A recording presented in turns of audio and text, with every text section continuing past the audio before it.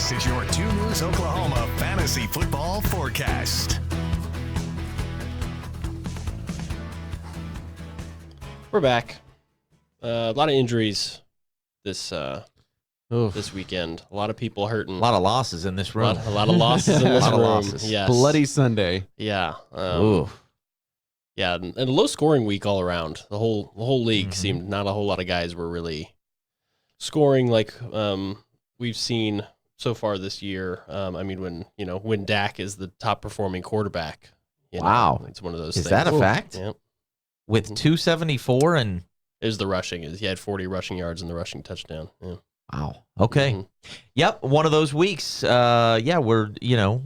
Injuries are a thing this time of year. It feels like they're more than usual, I suppose. But it's the NFL, and by October, guys are hurt.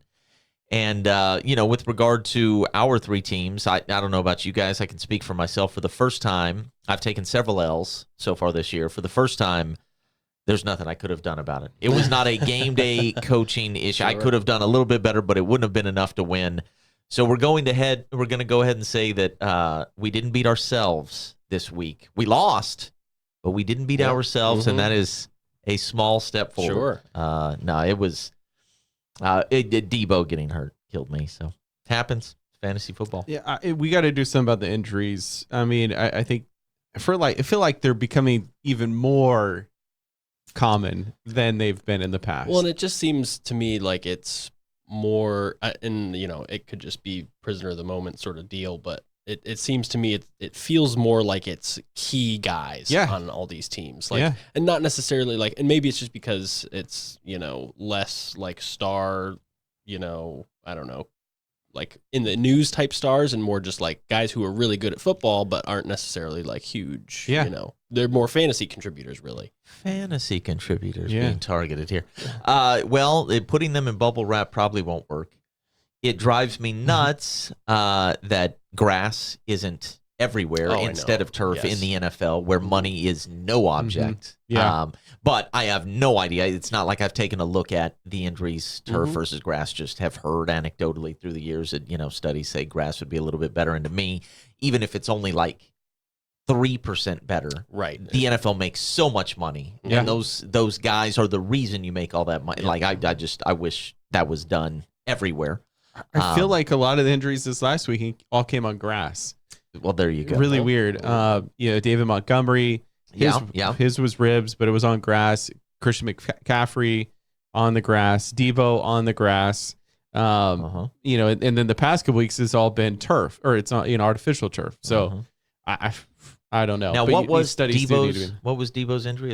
As I look at my team here, his was a shoulder deal. Yeah, okay. They said that he just it was one play, like he got hit, and like it like he didn't necessarily get hit that hard, but like harder than usual. But it was just one of those things. They got him in the right spot or something, and they tried to put him back in there, and I guess he was just like losing feeling in his shoulder, so he was like, I gotta go.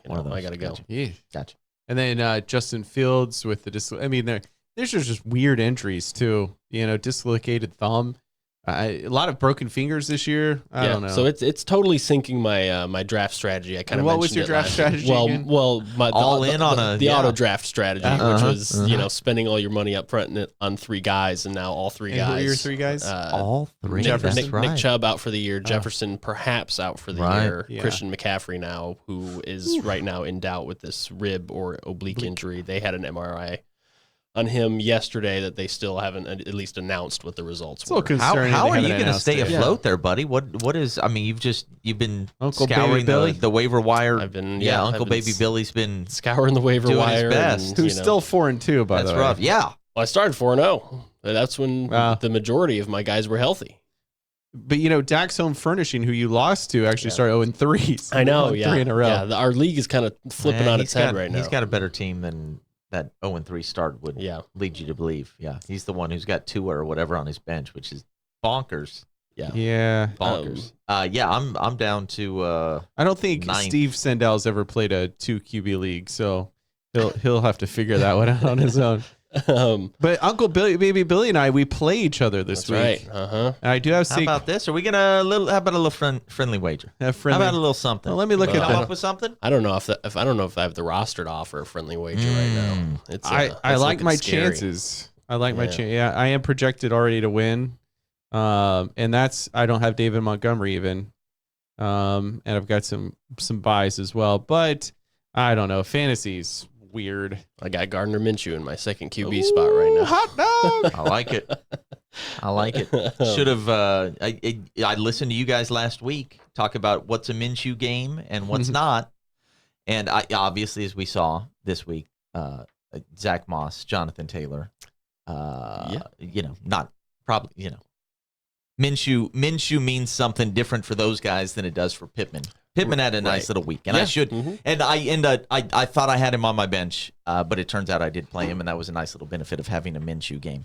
Well, there is such thing as a Minshew game. There is. Josh Downs, Dink and dunk. Yeah, Zach Moss, all do well under the Minshew mania. Yeah, and it's one of those things that might slowly, as far as Zach Moss goes, it might slowly shift as the season goes on. With Anthony Richardson apparently considering, if not already agreeing to season-ending surgery on that shoulder, so he'll probably be out for the foreseeable future. A lot of quarterbacks banged up. Trevor Lawrence dealing with a knee issue. He's day-to-day. He says he'll play this Thursday, which, I mean, if you want to trust. Right. He's been very pedestrian as it is this season anyway. Like the team as a whole has had some good games, but himself, he hasn't had anything that like wows you, Which is really weird because we saw him most of the last season, and then like the last 6 games he just took off and was like all worldly, and we thought, okay, this is going to be the way he is this year, and so far it's been kind of lame. And I mean, it hasn't hurt. Like Travis Etienne's had a great year so far, and he stunk last year, so. Right. And you can see they're kind of, I don't know if it's something that the defenses are doing or if it's a game plan thing, but Calvin Ridley has slowed down he had a hot start the first couple games, and he's significantly slowed down, and Christian Kirk has picked up a lot more volume over the last couple weeks, which is certainly something to watch with them. But Jimmy Garoppolo hurt his back the other day. Ryan Tannehill dealing with an ankle issue. You mentioned Justin Fields earlier with the thumb. So a lot of key guys. Josh Allen's dealing with an injury too. I didn't know what it was, but I know he was. They were at least calling him questionable at the moment, but we'll see. He usually plays through a lot of different stuff. So with all those injuries, that you mentioned the Debo and Christian McCaffrey going down for the Niners, that sort of, and the Eagles lost to the Jets. That brings the Detroit Lions into a tie for first place in the NFC. Buddy, look, Amon-Ra St. Brown. He had himself a day. Yeah, he was just a nice little receiver for a team that wasn't in any way a threat in my mind, and he's entering a different space potentially at this point. Like, who is this guy? How good can he be? It reminds you of Julian Edelman in a very complimentary way. He's fast. He can get open. He's a good slot guy. He's just him and Goff are on fire. What can you say any more than that? They're in great connection. It's the timing there. There were some throws there against Tampa where the timing was so precise. Like the defenders, because he's a slot guy, he's often over the middle. Defenders are constantly coming right down on him as soon as that ball comes out. And the balls have to be so precise right in his chest, and they were every time, and it's one of those things, and, it pays to have, practice time, and he's been like, he missed last week, but he's been healthier, this year so far, and it shows. And Jameson Williams coming out party. I mean, he's back to looking good, or he finally looks good after a weird couple of years there. Yeah, I think if they can get him in, because he wasn't necessarily on a ton of the snaps, but the snaps he was on, he was obviously a threat downfield over and over again. And, if as they add him more and more, I'm sure that'll, it will not only help him, because right now I wouldn't start him in fantasy still. It's just too random for him. But going forward, say he starts getting more of those snaps, that opens things up not only for him but for Amon-Ra St. Brown, who's already seemingly always open. If you're backing those safeties off back for Jameson Williams, then you know, a lot more space over the middle of the field. So at Baltimore this week, right? Like that's fun. That's interesting. Like that's a team that's won a lot of games and has an identity that is fixed, and then this team that's on the come up. With a very different sort of history. Like this very different. This just feels, not every game in the month of October feels like a big deal where I'm going to be able to learn something, you know what I mean? And take away some, I don't want to say concrete, but some pretty strong impressions. Like this is a game where like I want to watch and I think draw some conclusions. Like this game matters to me. That's fun. Yeah, then it'll be a you know, a highlight of that, you know, that early window on Sunday with them doing that, and you know it'll be one of the, like you said, playing against an established team with John Harbaugh's been there forever, Lamar Jackson obviously history with as an MVP, and you know, and just a sort of just a franchise that's been good for a long period of time. You know, it feels like it'll mean more than say like even the Chiefs win week 1.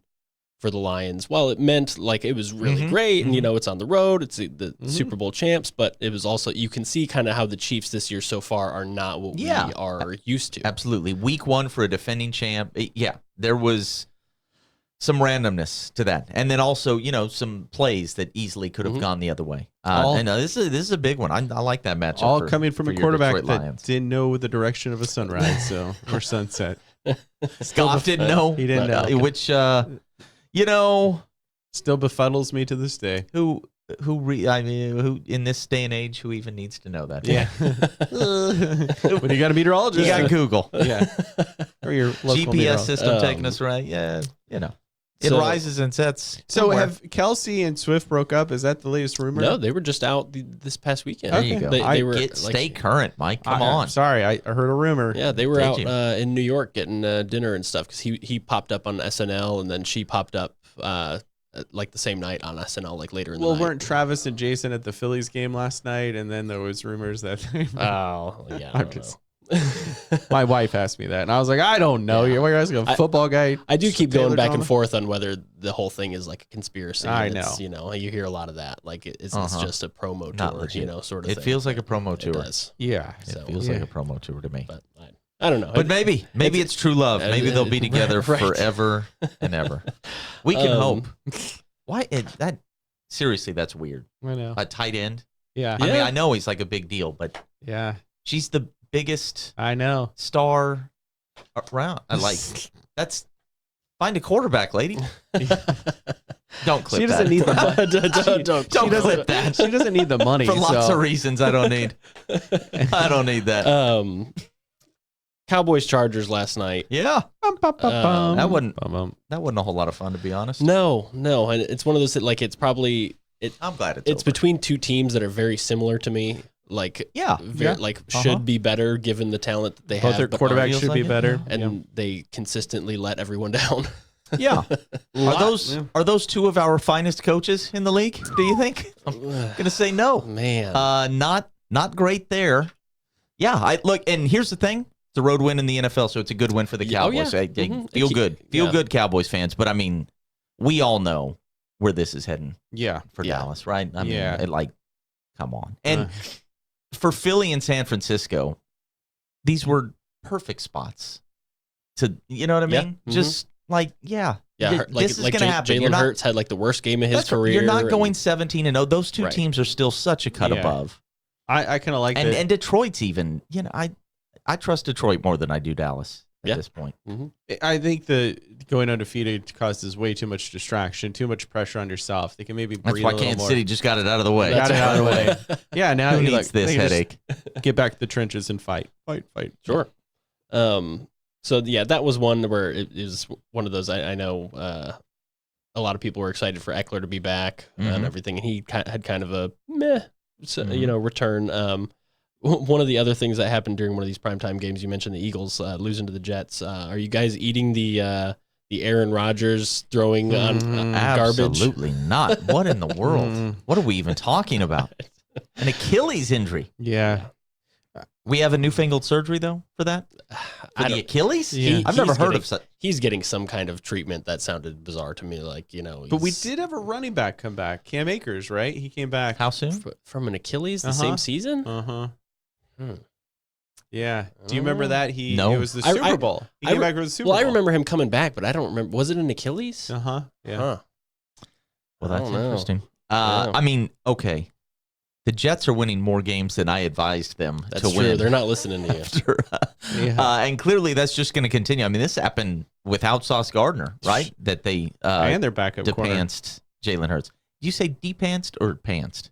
You pantsed. I mean, you pants them. Yeah, where I grew up, it was depants. But that was strange. That I we think if added you that. pants them, you put pants on. If you depants them, you're It taking does. the pants It off. does make more sense that way, like logically. But Right. I've forever heard like if you're Back home in New if you're Mexico, pantsing someone, the pants are coming off. I like to think back home in New Mexico, we gave a lot of thought to pants and what it should be. But no, look, that secondary, like the Jets are a team with some pieces, and obviously they are not about to tank.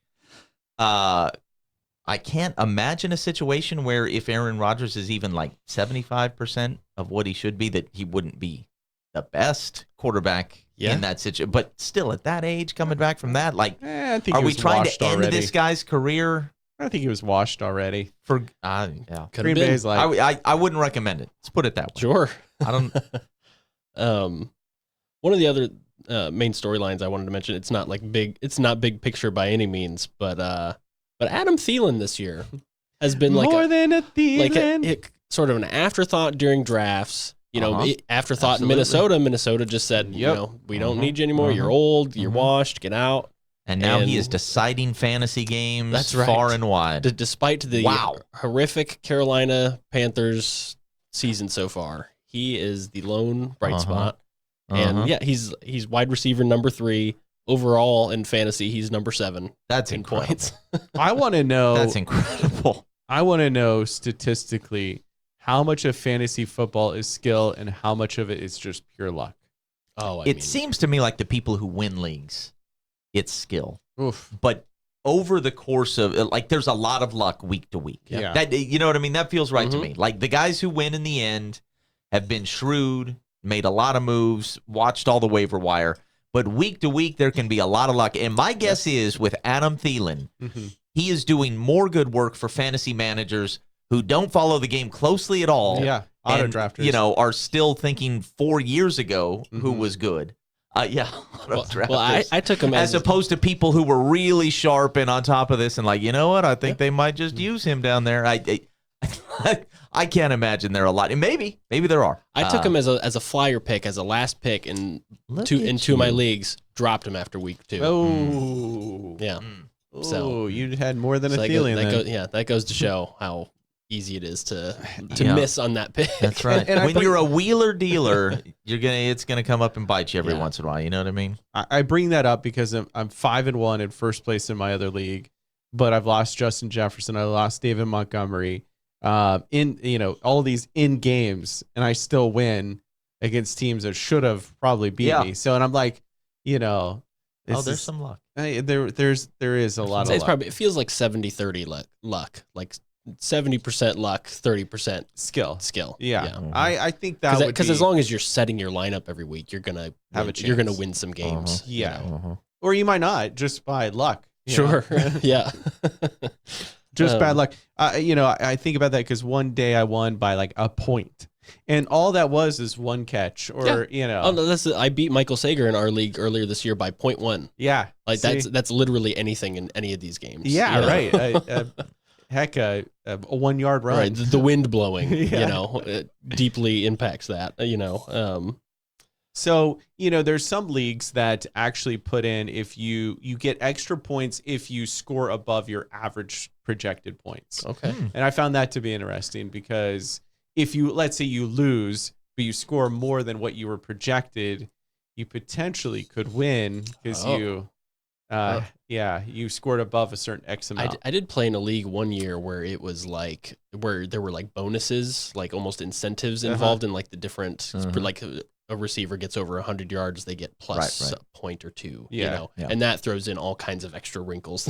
Sure, like individual players become that much more valuable versus like your whole roster being, laid out, and balanced. Yeah. I never would have considered the beating your own projection thing. But for degenerate gamblers out there, we all know that good teams win and great teams cover. And look, if you cover, baby, absolutely. A couple extra points. Why not? When the Dolphins were down 2 touchdowns to the Panthers this last weekend, the line didn't even move. Like the in-game line didn't. They were favored by 2 touchdowns. Right. Didn't move an inch. Wow, that's crazy. They were just like, this means nothing. That 14-point lead doesn't mean anything. That's right. That's crazy how much Vegas really knows. Right. Yeah. I'll run through some of the. We mentioned a lot of these injuries already. With Christian McCaffrey, the backup situation, obviously Jordan Mason has gotten the bulk of the backup work and got all of the work when McCaffrey went out this last weekend. That a lot of that has been due to Elijah Mitchell was hurt the last few weeks. And the coach even said that Mitchell was, since he was coming off the injury, he'd only practiced last Thursday. So there was not much of a chance of him getting a whole lot of work this last weekend. When it comes to who to pick up in that situation off your waiver wire, I mean, I would argue, like, for me, like, I am in this league, I have Christian McCaffrey. Like, the idea is you shoot for both of them. Mm-hmm. If you have the roster spots, you shoot for both, and you kind of see how it shakes out. Sure. I would lean Jordan Mason right now just because of the injury to Mitchell and him sort of slowly coming back, and Mason getting the bulk of the carries before then. But it's probably going to be a crapshoot. It's going to be what this Cardinals backfield has been, but better. Sure. But better. Well, yes, it'll be better. It's a better system. There's better talent all around. But like with the Cardinals backfield, with we had mentioned last week, Amari Mercado coming in. And and sure enough, he only got 2 carries. Yeah. Damien Williams gets 8. Keontae Ingram gets 10. None of them do that well. Yeah, but the thing is the team told you that Keontae was the first guy up. I mean, they just put him up number 1 on depth chart. And I know while that, I think that was saying a statement like, this guy's been here the longest. We trust him the most. He's our starter. And I think Keontae, I watched him. He didn't look bad. Playing a tough team. But against the Lions, against the run against the Lions, it's going to be tough. Isn't that who we played, right? No, that was the Buccaneers. Yeah, sorry, I was thinking of Rachaad White, who looked horrible against the Lions. Not all that good. The Cardinals had the Rams. The Rams, right? So who didn't look bad, but I don't know. I would not be ashamed in the running back depth of the world that we have right now if you started Keontae Ingram this week. Because, I mean, look at all the running back injuries. I know, that's the thing. A lot of people, there are going to be a lot of these guys starting who are just kind of, it's a toss-up. Yeah. Speaking of the Rams and some of those running back situations, Kyren Williams going to be out this week. Oh, what happened there? Missed that. He had a big week. Well, they said there was an ankle injury. At the time, they said McVay said he tweaked it. Okay. But they ruled him out earlier. And today. were you the one in our league who snapped him out? No, I wish. Yeah. Also, myself over that. Also with that one, the backup there, Ronnie Rivers, also dealing with a knee issue. He might not play. Interesting. So the third string guy there is Zach Evans, rookie. Wow. We know Zach Evans, right? I don't know. I don't think so. Wasn't he the TU quarterback? No. Are we sure? No. Who was the? I am sure of that. No, I know you are. I'm sure. All right, now we're all looking up Zach Evans. Who's going to win the Google race? Right. I wonder. I'm going to bet on Mike, who I'm not connected to the Wi-Fi here. That's a problem. Yeah. That's a problem, pal. Who let you in here anyway? Ole Miss. Oh yeah, okay, yeah. He was at TCU and then one season with Ole Miss. Okay. He was one of their draft picks last year. Zach Evans was, if you were looking at rookie draft picks last spring, if you were to take the top 5 running backs, Zach Evans would have been number 5. So there is some hope, but he's been inactive a lot of the games, but he might not have a choice now. So you might step in, do really well, and you never know. I would say, look what happened with Kyren Williams. That's right. Nobody expected him to be doing what he had done so far. You know. So that's definitely with all the running back injuries, that'll be one that a lot of people will be picking up. You mentioned David Montgomery's going to be out. He's got a rib issue. Dan Campbell said he'd be out, quote, a little while. Not sure how long that'll be. Devastating. But at least you imagine at least a couple weeks, if not more. This is why I hate injuries. I dealt with Saquon for most of the start of the year. I finally get Saquon and David, and then I get David hurt, and I'm like, really? I hate this game. I hate it. And Jahmyr Gibbs has been hurt the last few weeks. They haven't decided if he's going to play this upcoming week against the Ravens. Craig Reynolds has been the guy there. He didn't perform all that well against. I mean, he had a great football game against the Buccaneers, but didn't necessarily translate to fantasy. But they do really like him. So if they can get any kind of running game going, it would be Craig. Old Craig, Woo. It doesn't sound like a running back, Craig. No, and I hate to say this with David Montgomery, I'm gonna have to go try to get Craig Reynolds. Yeah, there you go. Mm-hmm. I mean, it's not going to be pretty, but I just need Craig to catch a few passes and score one touchdown. Yeah, and we're good. Yeah. He had his first career touchdown earlier this year. So, come on, Craig. And we mentioned earlier the Colts running back situation with them sort of slowly shifting towards Jonathan Taylor from Zach Moss, but Zach Moss still seems to be very much worth a flex consideration. Heck yeah.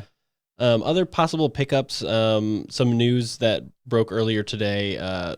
Julio Jones signing a one-year deal with the Eagles. EAGLES. Nothing says Eagles Super Bowl victory like a guy on a walker. You know?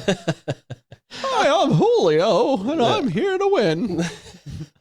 That does sound like Julio Jones. I've heard that. And then other signing, James Robinson signed with the Packers. I don't know what that makes me nervous about the Aaron Jones situation. Sure. He did come back to practice today for like what was their essential like Monday or yesterday for like their walkthrough, but not good. Yeah, I'm not so certain, but at least maybe that takes the place of AJ Dillon, who just is not effective. Right. He's awful. Not good. Yeah. And then Miles Sanders for the Panthers, he's expected to be back. They have a bye week this week. Chuba Hubbard had a really good. He really did. Yeah, really good game this past week, and I'm wondering if that slowly leads to him, because that's as far as running, 19 carries, 88 yards. That's a better rushing performance than Miles Sanders has had all year. So here's an alert to that. Frank Reich decided to hand over the play calling to the offensive coordinator. Mm-hmm. So coming out of the bye, we're probably going to see a different team. Sure. So I don't know what that's going to do to Chuba and Chuba. What is his name? Chuba? Chuba's what we say. Chuba. It doesn't. I liked Chuba Hubbard when I thought that's how it was pronounced. Nicer. It does. It felt good rolling off the tongue, but no, he goes by Chuba. Chuba. Yeah. Well, with Chuba, he was OSU guy, right? Yeah. Okay. So when Chuba comes back out, it'll be interesting. They paid Sanders a lot of money. They did. Yeah. I don't think they're going to abort just yet. Okay. Yeah. Yeah, we'll see. What do you think as far as Chuba's sort of pro prospects as like a more of a workhorse type of guy? Yeah, he was a great home run hitter, but also he was a workhorse, at Oklahoma State. Nobody lasts very long in this league. I think I saw a graphic where maybe age 31 is the oldest in the league. Is that possible? Did I misread that? I'm almost positive I saw that. I don't know. Could be. 31 sounds old. During a game sometime this week, but so he is a guy who, not a ton of carries on his NFL ledger so far, relatively fresh, early in the season, relatively fresh. Like it's not like I'm forecasting or projecting that Sanders is about to get Wally pipped and never see the field again, and this is Chuba's job, and the offense is going to be improved because of him. But I could see him getting hot. Let's put it that way. I could see the next couple of weeks. I could see him being a guy worth playing. We'll see. Really weird, because I remember in college, I thought he was going to be like this star in the NFL. He was great at OSU. I mean, a 2,100-yard season. And then his next season, which I think would have been his junior year, wasn't near as good. None of that has much to do with NFL success, to be honest. Right. You know what I mean? Like, that stuff is just, there are way too many factors in play, both in the college game and then certainly when you get to the NFL. Right. The point is, I don't know how many 19-carry games he's had in the NFL. Maybe that was the first or second, and that was, decent production. Mm-hmm. Like, he's obviously, I think, learned. This is something, some guys come into the league absolutely ready to go, right? Christian McCaffrey, Yep. Bijan Robinson.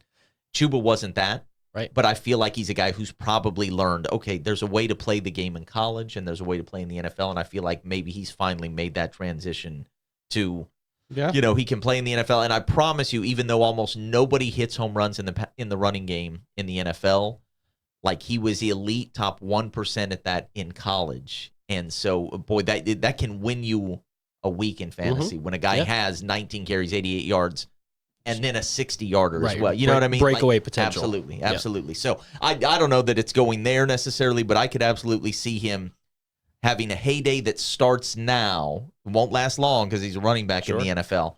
But I could see him having, a decent little run. I found it real quick about running backs. Someone made an interesting comment today about Tony Pollard, that they said that the Dallas coaches made Tony Pollard look like Joe Mixon in the NFL, where he's very get the 1 yard touchdown dependent, and kind of mediocre. At times looks great catching the ball, and then he did have the one. He had the one big play last night that I remember, but nothing else that stood out to me. 1 2 yard runs and it just stuffed up the middle. I don't know. It was weird. Let me say this about Joe Mixon.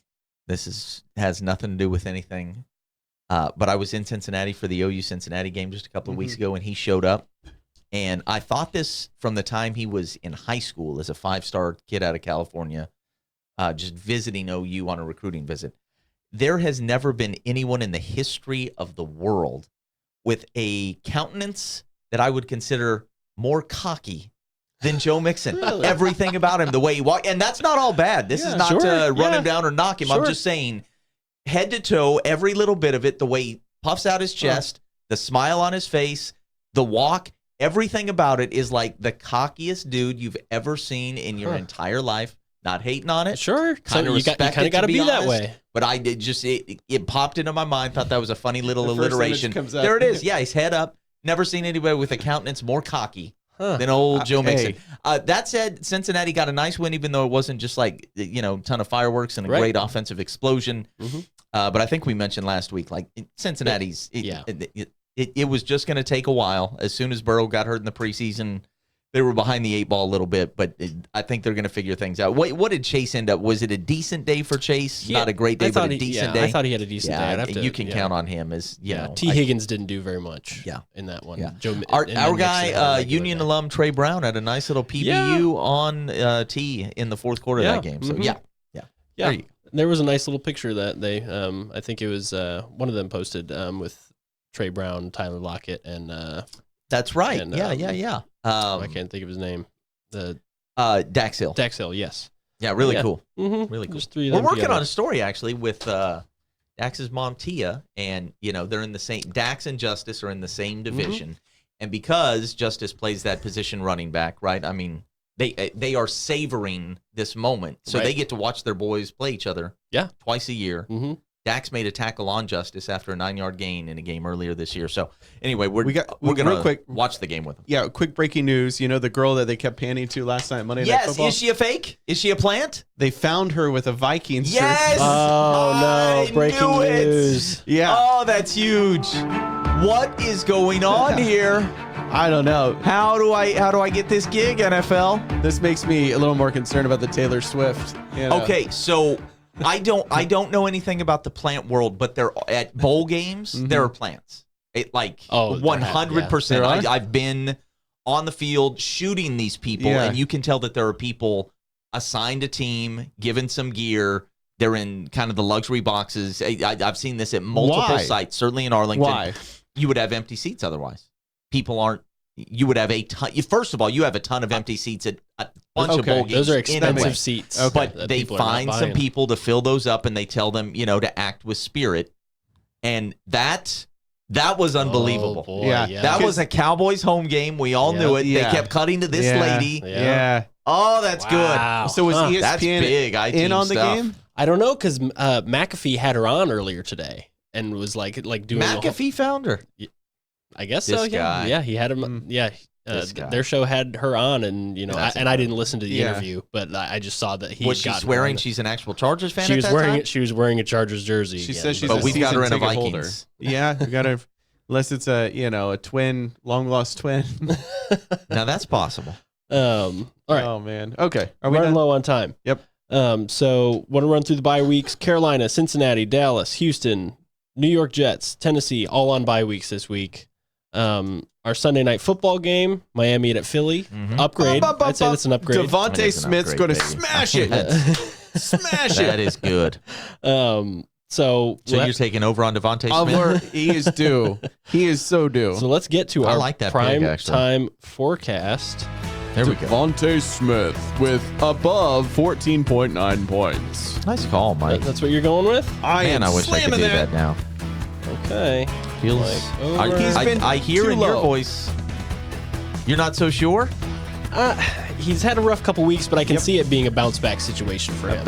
It's statistically about time. Right. Yeah. The old he is due. I think you're right. I'm gonna go Tyreek Hill under. For no particular reason other than it's a big number, and it's Philadelphia. Yeah. They're not good against the pass. Okay, so I was going to take Tyreek Hill under as well, so I've had my pick stolen twice. Sure. But I'm just going to bank on the Philly defense, especially after a loss, being fired up, getting at. Give me Mostert under. Mostert under? I don't think he's getting 18.4. Not against Philly. All right, well, that will do it for us. For Mike Collier, Katie McFarland, I am Ryan Love. We'll see you guys next week. Woo!